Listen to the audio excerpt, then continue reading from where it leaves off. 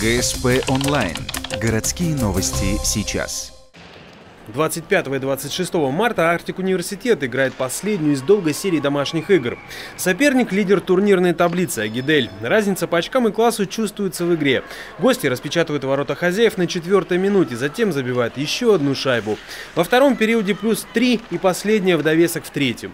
Ольга Сосина оформляет дубль. Arctic отвечает двумя заброшенными шайбами, одну из которых закидывает капитан команды Лиана Ганеева. Счет 2-6. Второй круг, мы лучше играли, чем первый круг, первые игры. Не знаю, наверное, вторая игра со Скифом, не очень удачная игра вышла, а остальные все игры, я скажу, что неплохо мы играли. Слова капитана в каком-то смысле подтвердились во время второго матча серии 26 марта. К радости болельщиков Arctic с первых минут серьезно взялся за дело. К середине первого периода Таисия Коншина открывает счет в пользу хозяев.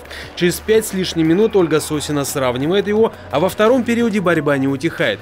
Матч получается достаточно жестким, не раз игрокам на корте требуется помощь. Например, у Arctic достается Фанузе Кадировой и не только. Мелькает мысль, что грубость в игре – установка на матч. Так ли это? Мы такие установки никогда не даем, потому что все спортсмены, мы сами спортсменами были. И чтобы ломать игроков, это неправильно. Столкновения просто были, единоборства, борьба и все. Кульминация матча в последние 20-минутки получается напряженной. Команды обмениваются забитыми шайбами. В какой-то момент Агидель остается вдвоем против пятерки хозяев. Реализовать преимущество удается одной шайбой. К 56-й минуте после броска Фанузы Кадировой счет на табло 4-4. Очень тяжело складывались, скорее всего. Девчонки оставили очень много эмоций в играх в Питере, поэтому тяжело было сегодня мобилизироваться. Но через такие игры надо проходить, когда тяжело, когда уже усталость поднакапливается. Поэтому главное, чтобы был результат, что мы выиграли, а так, конечно, просто нужно отдохнуть. На 57-й минуте нападающая Агидель Николь Чубкова успешно атакует ворота Ухтинского клуба.